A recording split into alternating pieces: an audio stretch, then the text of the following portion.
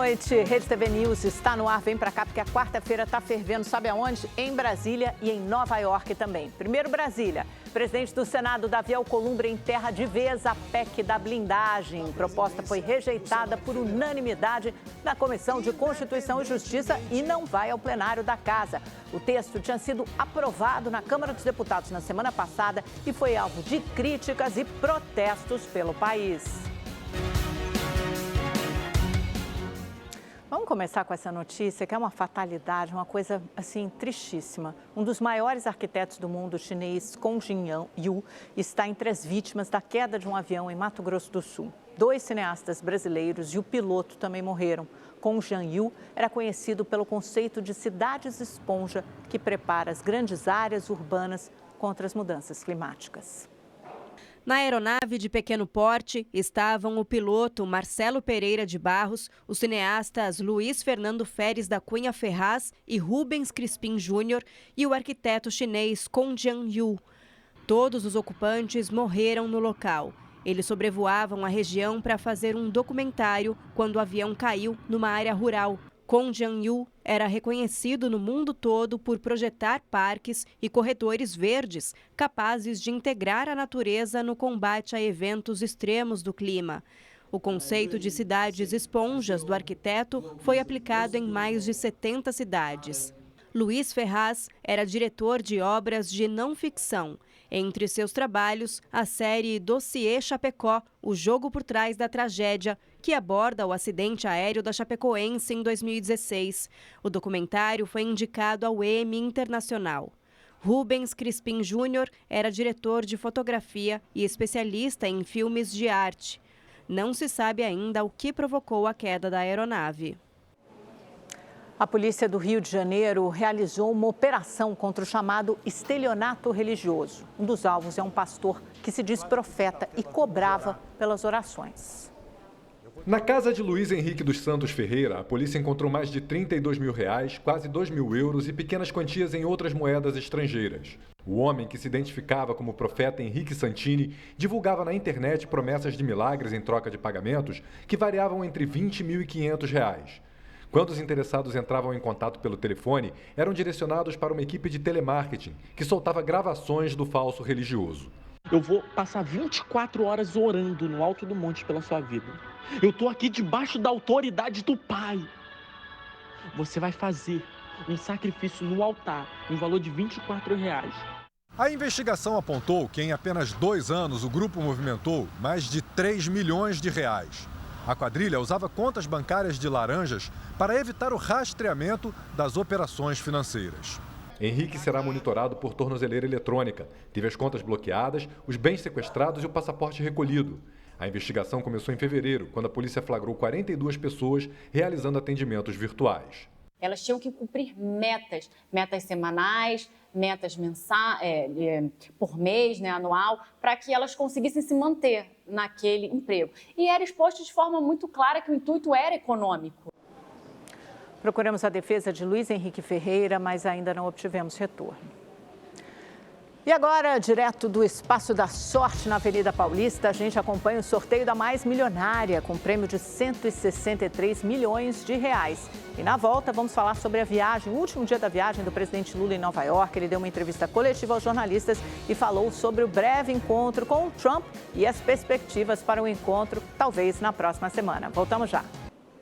Estamos de volta. O presidente Lula cumpriu hoje os últimos compromissos em Nova York. Em entrevista aos jornalistas, já no final do dia, uma coletiva de imprensa, ele reconheceu que rolou química com Donald Trump e disse estar aberto ao diálogo com o americano. Mais cedo, teve um encontro longo com o presidente da Ucrânia, Volodymyr Zelensky. Segundo o Planalto, o encontro aconteceu a pedido do presidente ucraniano. Na reunião, que durou cerca de 1 hora, Lula defendeu uma maior participação da ONU na solução do conflito entre Ucrânia e Rússia. Zelensky agradeceu os esforços do presidente Lula em incentivar o diálogo entre os dois países. Pela manhã, Lula participou do encontro Democracia Sempre, idealizado por ele e pelos líderes do Chile, Colômbia, Espanha e Uruguai. O evento contou ainda com representantes de 30 países e estados, incluindo França e Alemanha. O secretário-geral das Nações Unidas, Antônio Guterres, também participou. Donald Trump não foi convidado por não ser considerado um grande defensor da democracia. O que me inquieta hoje, companheiro Boris, quer saber o seguinte, eu vou terminar com essa indagação. O que me importa hoje é a gente responder para nós mesmos aonde é que os democratas erraram. Aonde é e o momento que a esquerda errou. Por que nós permitimos que a extrema-direita crescesse com a força que está crescendo? É virtude deles ou é incompetência nossa? Os debates também giraram em torno da luta contra a desinformação e o discurso de ódio. E Lula lembrou que é preciso levar o povo sempre em consideração. Como é que nós estamos exercendo a democracia nos nossos países? Se a gente encontrar essa resposta, a gente volta a vencer, sabe, a direita. Se a gente não encontrar resposta, a gente vai continuar sendo sufocado pelo negacionismo, pelo extremismo e pelo discurso fascista que nós estamos vendo agora. À tarde, Lula comandou a cúpula virtual sobre ambição climática, ao lado do secretário-geral da ONU, Antônio Guterres. O tema é de grande importância para o Brasil, que sediará a COP30 em novembro, no Pará. Na abertura do encontro, Lula reforçou a importância de países firmarem compromissos de cuidado com o meio ambiente e o clima. Os países aqui reunidos estão cumprindo seu dever, mas há outros que ainda não o fizeram. O risco do unilateralismo é a reação em cadeia que ele provoca. Cada compromisso rompido é um convite para as novas atitudes isoladas. E antes de embarcar para o Brasil, Lula concedeu uma entrevista coletiva a jornalistas e falou sobre o encontro que teve com o presidente dos Estados Unidos, Donald Trump.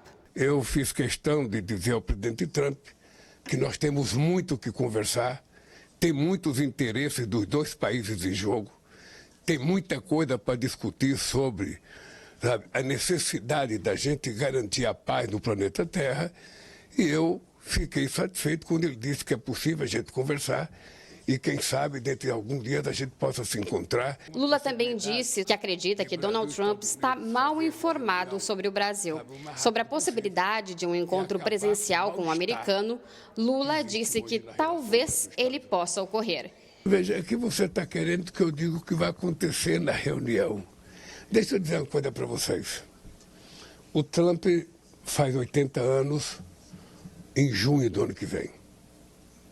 Eu faço 80 anos em outubro deste ano. Portanto, eu sou mais velho do que ele. E somos dois homens de 80 anos. Não há por que ter brincadeira numa relação entre dois homens de 80 anos de idade. Eu vou tratá-lo com o respeito que merece o presidente dos Estados Unidos e ele certamente vai me tratar com o respeito que merece o presidente da República Federativa do Brasil. É assim que vai acontecer a reunião.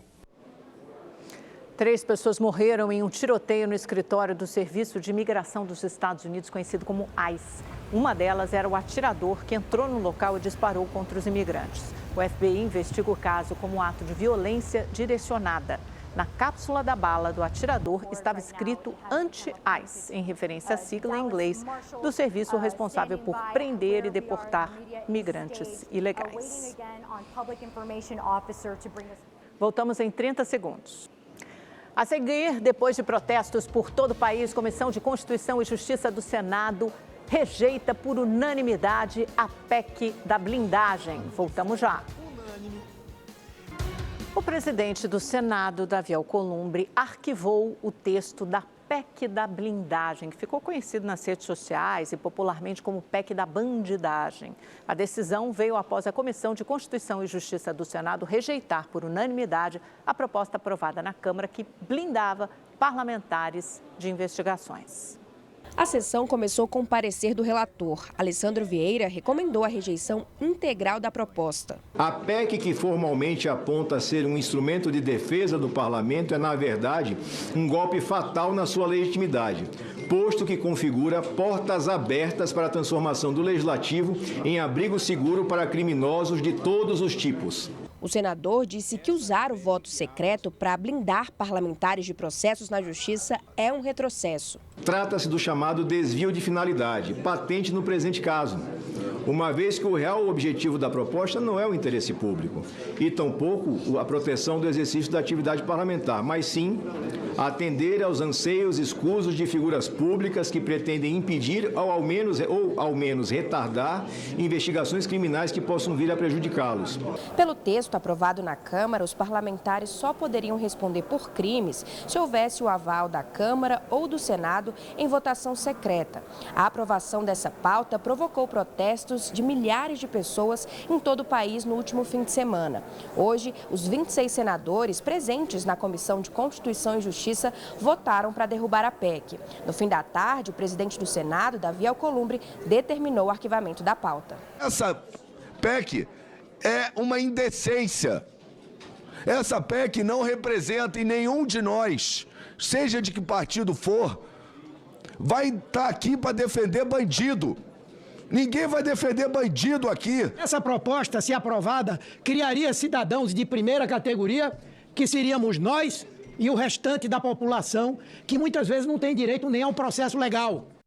Está tendo divórcio, né, entre Câmara e Senado. O clima está muito ruim, segundo relatam vários deputados.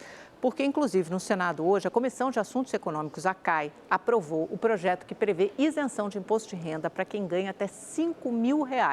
A Gabriele Freire tem mais informações. Oi, Gabriele, esse projeto de lei, um idêntico, super parecido, está na Câmara, sob relatoria do todo-poderoso Arthur Lira, mas o Senado passou na frente e acabou de aprovar um projeto idêntico em caráter terminativo. Como é que fica essa história? Conta tudo. Oi, Amanda, boa noite para você, boa noite a todos que nos assistem. Esse projeto de hoje, ele foi aprovado em caráter terminativo, ou seja, ele pode ir direto para a Câmara, desde que nenhum senador apresente um recurso. O projeto do Senado, ele prevê isenção do imposto de renda para quem recebe até R$5 mil por mês ou 60 mil ao ano. E também prevê descontos progressivos para quem recebe até R$7.350 por mês. O senador Renan Calheiros, do MDB, é o relator dessa proposta desde a semana passada e ele fez questão que esse texto fosse votado o mais rápido possível. Segundo Renan Calheiros, ele quis dar uma resposta à paralisação da Câmara para votar esse projeto, já que desde o início do ano a Câmara tem um projeto em mãos sobre isenção do imposto de renda, que foi um texto base enviado pelo governo, mas que não foi votado até agora. Inclusive, está programado para a próxima semana essa votação. Só que desde que a Câmara começou a tratar de pautas polêmicas, como a PEC da blindagem, também o projeto da anistia, esses textos de apelo mais popular têm ficado parado ali na Câmara dos Deputados. E olha, essa votação de hoje no Senado expôs justamente esse embate político entre as duas casas, principalmente entre o senador Renan Calheiros e Arthur Lira, o deputado Arthur Lira, que é ex-presidente da Câmara dos Deputados. Por quê? Os dois dividem ali o mesmo reduto eleitoral, Alagoas, tem esse embate direto de adversários políticos e também os dois agora são os relatores dessas duas propostas, que são quase idênticas, que estão circulando na Câmara e no Senado para a isenção do imposto de renda. Amanda. É uma das disputas mais interessantes de se acompanhar na política, né, Gabriele? Entre Renan Calheiros e Arthur Lira. Parece que tudo na Câmara e no Senado, de alguma forma, converge para essa disputa em Alagoas. Obrigada, querida. A defesa de Jair Bolsonaro pediu ao Supremo Tribunal Federal a retirada das medidas cautelares contra o ex-presidente, que está em prisão domiciliar desde o início de agosto e proibido de usar as redes sociais desde julho. Essas medidas foram determinadas naquele inquérito em que o ex-presidente e o filho dele, o Eduardo Bolsonaro, são acusados de tentar obstruir o julgamento da ação penal sobre a trama golpista. A Procuradoria-Geral da República apresentou uma denúncia contra Eduardo Bolsonaro e o blogueiro Paulo Figueiredo, mas não contra o ex-presidente Bolsonaro. Por isso, a defesa alegou que, como o inquérito já foi encerrado e o ex-presidente não foi denunciado, não há motivo para manter essas restrições. Voltamos em 30 segundos. Intervalo, rapidinho, na volta ao esporte. É isso, ficamos por aqui. Amanhã tem mais, a partir das 19h55, depois do José Luiz da Atena. Esperamos por você. Tchau, gente. Boa noite, bom descanso.